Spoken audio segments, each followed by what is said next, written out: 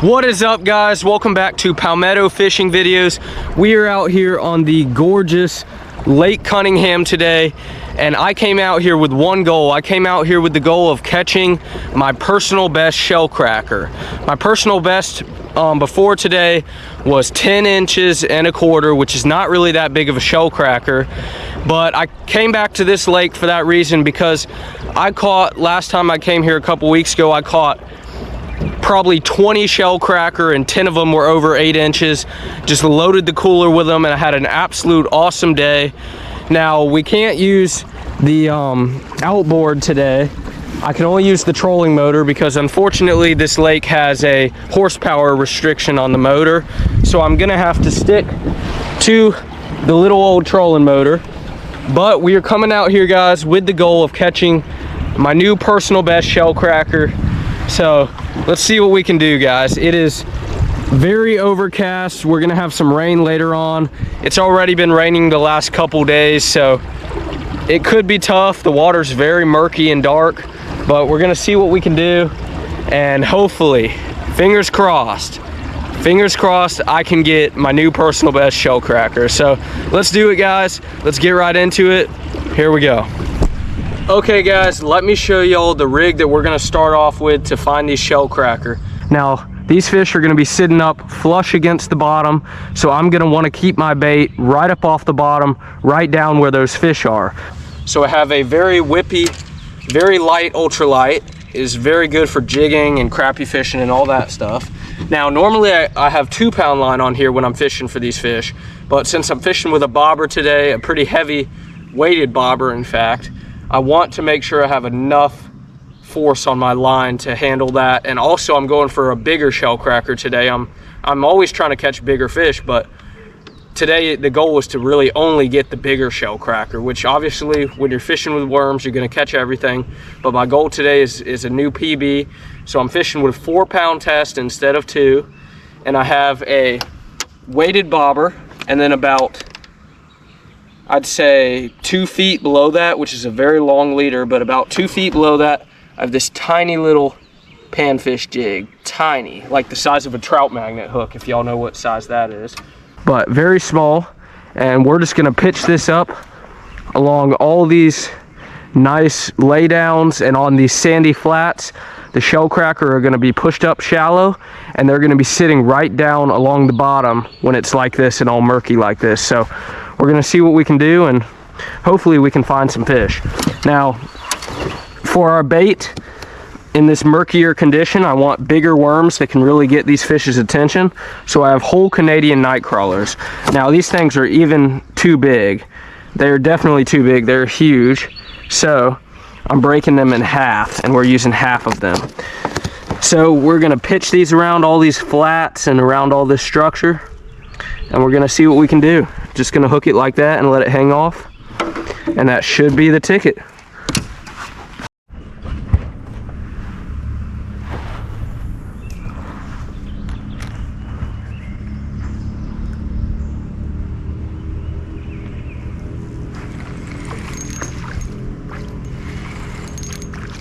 Little guy to start our day off.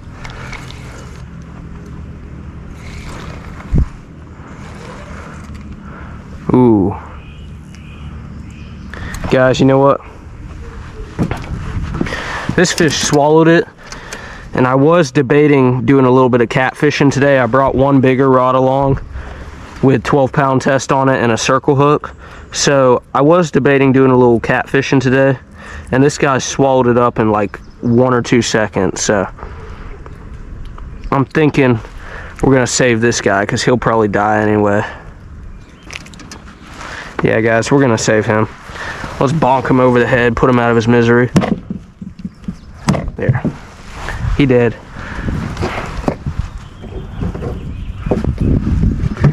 So we're gonna save this guy. We're gonna just stick him right down here near all my food, which is not a very sanitary thing to do, but we're gonna stick him down there and save him. Now we have a little bit of catfishing bait because he's gonna die anyway, unfortunately.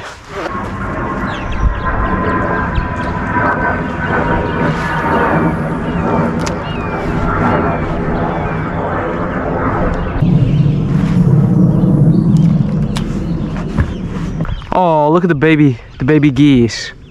Aw. There's 3 of them, 3 little baby geese. Oh, the baby can't get up. The baby can't get up the wall. Should I go help it? I'm gonna give him a little bit more time. The baby fell in the water, he can't get up the hill. Guys, I don't know, I feel like I should go help it. I feel like, though, the mamas will know how to handle that.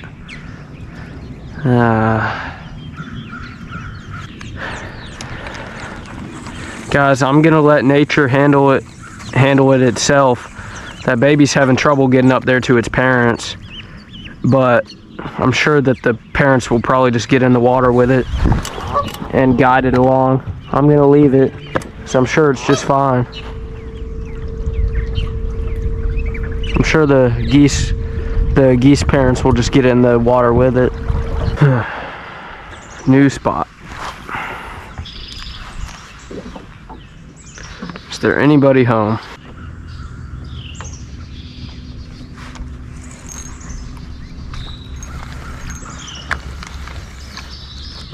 Feels like a decent fish.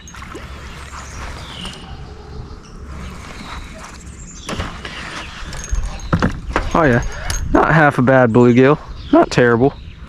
Of course, he just had to swallow it up again. Still a little small to keep though. I don't want to be keeping any medium to average size keepers. I just want to be keeping the really nice ones. We can afford to do that today, I think. It's the first one of the day. It's a good sign. It's taken me a little bit to find anything, but it's a good sign. See some pretty decent fish over there. See if there's anything a little bit bigger on the bottom. Got something. It's a good little fighter.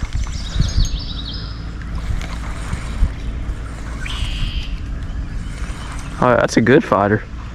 Shellcracker. Oh yeah, there we go. First decent shellcracker of the day. Look at that. That is a nice fish.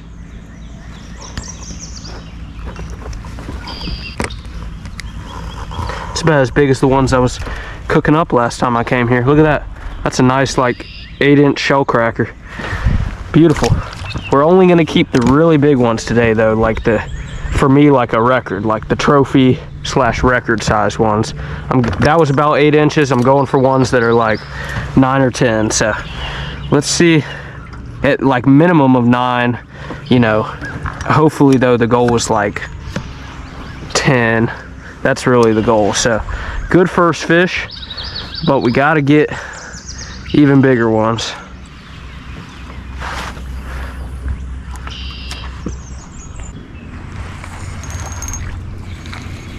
Little tiny guy.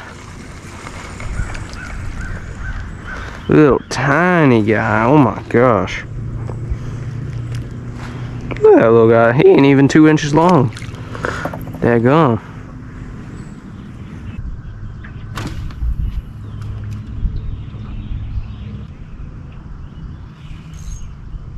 There we go. Get on out of there. Feels like a good fish.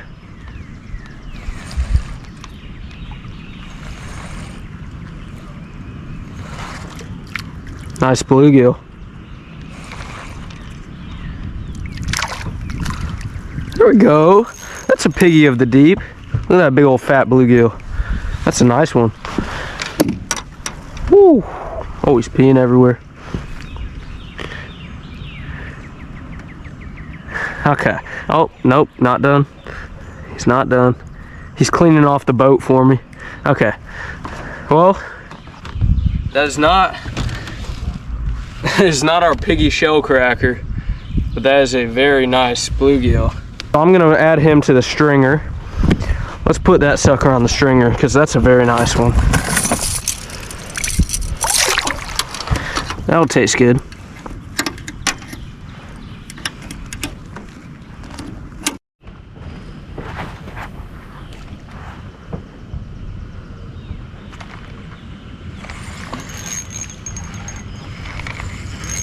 Oh, that's a good fish. Get out of there. Get out of there. Come on. There we go.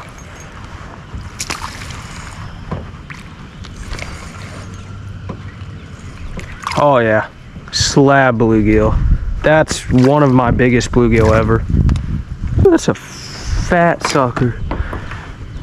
Oh my gosh, they're all peeing when I catch them.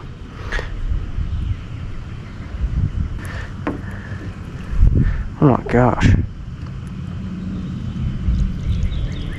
Get it out. Okay. Guys, that is a big old dark bluegill. Look at that. Yeah, that's probably one of my personal best bluegill ever. That's a big fish. That's got to go 9 inches probably. That's right here just along this shade line. I'm starting to figure it out. I haven't caught many shellcracker yet, but definitely the bluegill. Maybe the shellcracker went out a little bit deeper now for this warm front that we've had come in. But I mean, that's a nice bluegill. So I'm starting to figure out that these fish are up shallow. Well, I've known they're up shallow, but I'm starting to figure out that they're not necessarily cruising. They're more kind of tuckered up into these shadier areas out of the sun. They're not necessarily like just in vegetation. They're kind of up under bushes and branches. So that's a nice fish though. He'll definitely go on the stringer. Let's string this sucker up.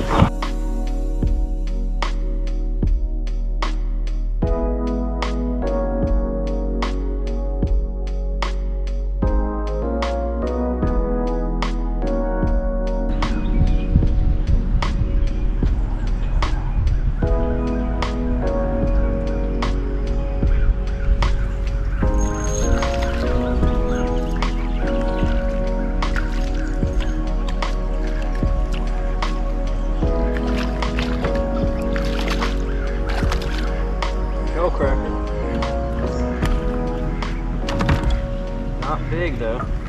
Decent size, just not.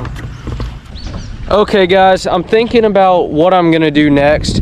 I'm still sticking to the shellcracker and bluegill fishing with the bobber and worm, but it's really hot right now and it's starting to get a little bit windier, and I'm really just not finding many fish. I've hit all the spots that I hit last trip to catch all these fish, and I'm really just not getting much. I think I've been here for 2.5 to 3 hours and I've caught 3 or 4 decent fish and none over 9 inches. Not any big shellcracker, just those 2 big bluegill that I have on the stringer right down there. So I think what I'm gonna do, guys, I've never catfished here, and obviously the main goal was shellcracker. I'm still gonna do that, but I have not really had any food to eat today. So I'm gonna eat a lunch and I'm gonna anchor up out here in this deeper channel, and I'm gonna drop down a couple little pieces of cut bait, maybe one on the ultralight and one on the heavier rod that I brought along. And I'm just gonna drop those down and see if anything picks them up, and maybe give it 20-30 minutes just so we can eat our lunch, and then we'll get right back out to it. But that's the plan, guys. I'm gonna go find a place to anchor up and we'll see what we can do.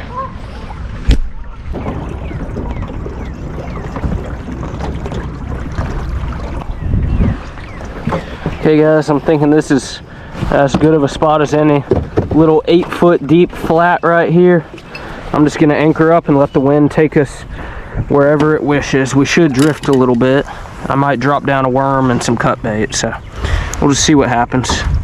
Just need to get out of this. Well, we're gonna be in the sun, but you know what I mean.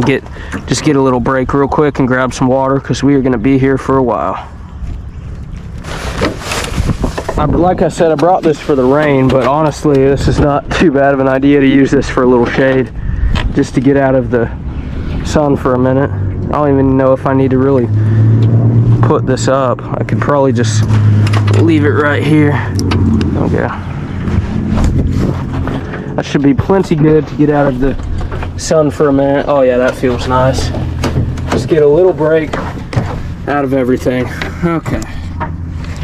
Oh, guys, it may only be like 80 degrees, but it has been really overcast the last couple days, and it is hot right now, like really, really hot.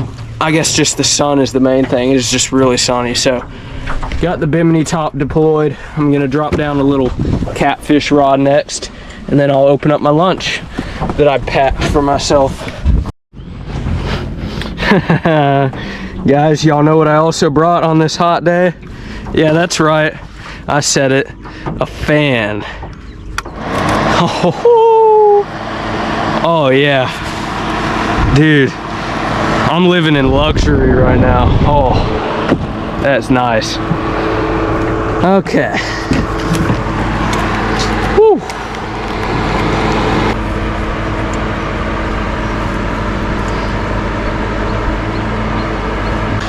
And then also, I'm gonna take off the bobber off this one and just drop down a little worm to the bottom also. Sounds like a nice idea.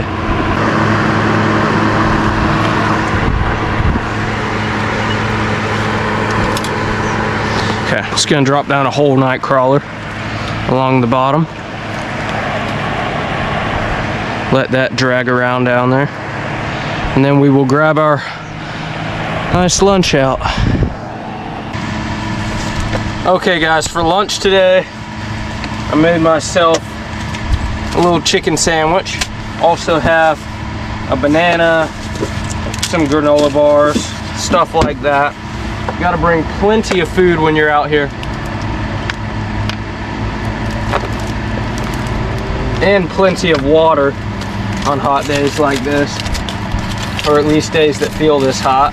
But we're not gonna worry about cleaning our hands off too much. That's what you get to do when you're fishing. Just eat with dirty hands. But made myself a nice chicken sandwich to snack on and enjoy. That's good. They say it's bad luck to have a banana on the boat when you're fishing. I've never had a problem with it, but I guess we'll find out for the rest of the day after I take a bite. Guess we'll see what happens.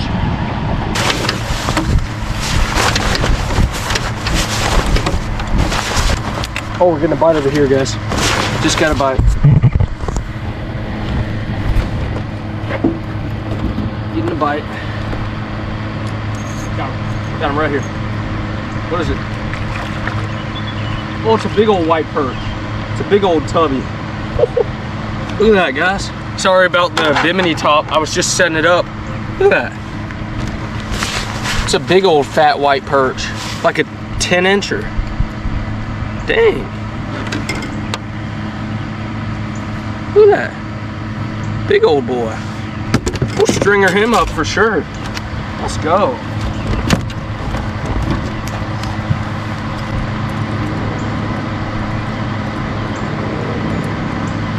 Look at that, guys. Nice little stringer coming together. There we go. Now I feel like I have to throw out another worm while I'm at it. Could be some more big ones down there.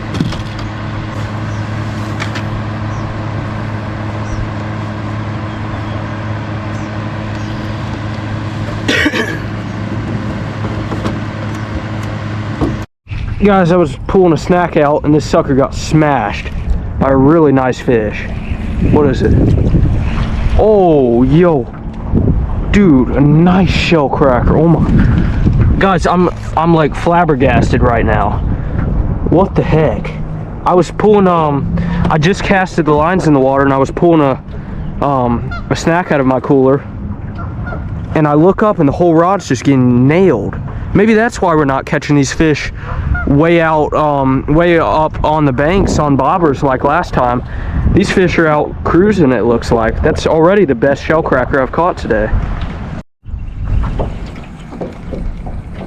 Had one on here biting. Guys, starting to get some really nice hits. It's good.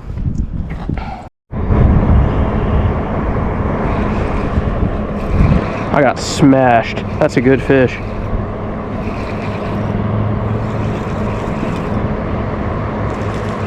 Feels like a shellcracker.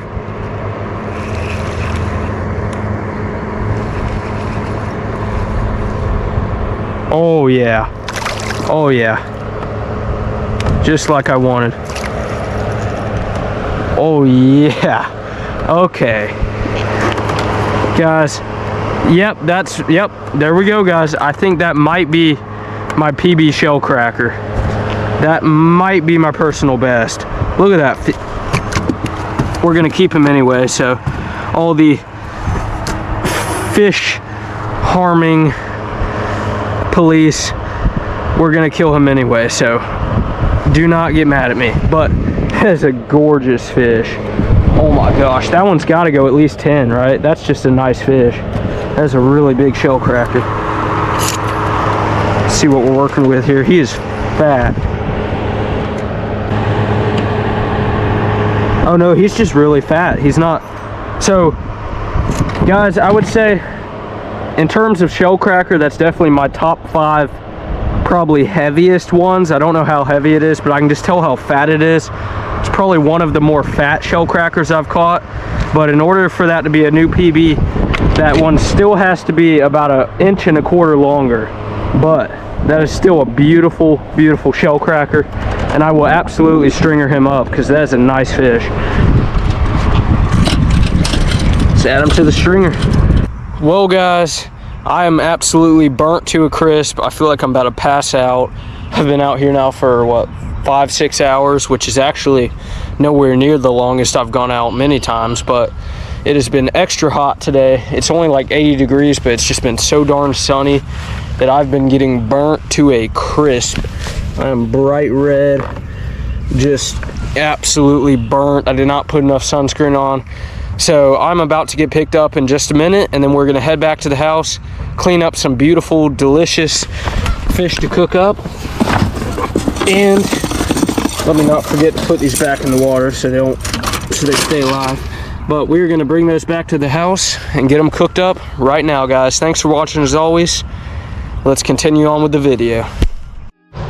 Okay guys, we are now in my beautiful backyard, and it is time to clean up those amazing fish that we caught, so let's get right to it.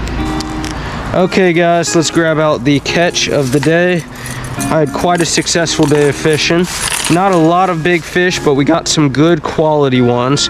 Still didn't get that personal best shellcracker like I wanted, but we did get some really nice bluegill. I mean, that's a 9-inch bluegill, and then this sucker, really nice shellcracker, and then a pretty good sized white perch. So not too bad. Definitely wanted some more like 9+ inch shellcracker. Now guys, it is time for the worst part. It's time to put these fish out of their misery. So just gonna make a quick cut right behind the head.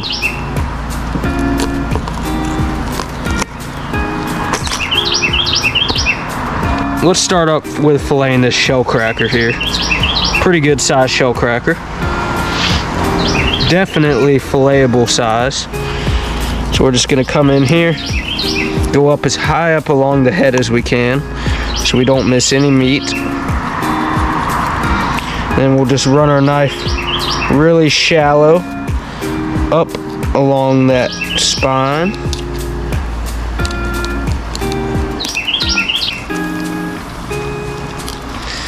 And then just a few smooth strokes all the way down.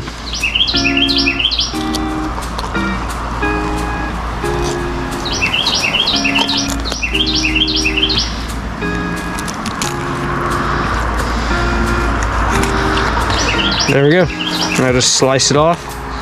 Look at that beautiful meat right there. Looking good, looking good.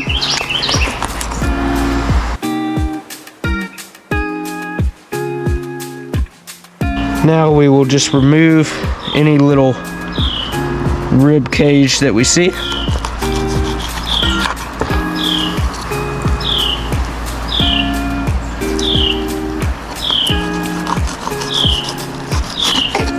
Now guys, in my opinion, this is probably one of the top like 3 or 4 most delicious freshwater fish ever.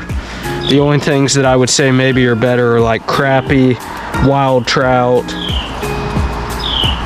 There's not much better than shellcracker and bluegill, in fact. It's not too shabby of a fillet right there. Now all we will do to remove the meat from the skin is just run our knife all the way down there. Now you have beautiful meat. Beautiful skinless and boneless shellcracker fillets.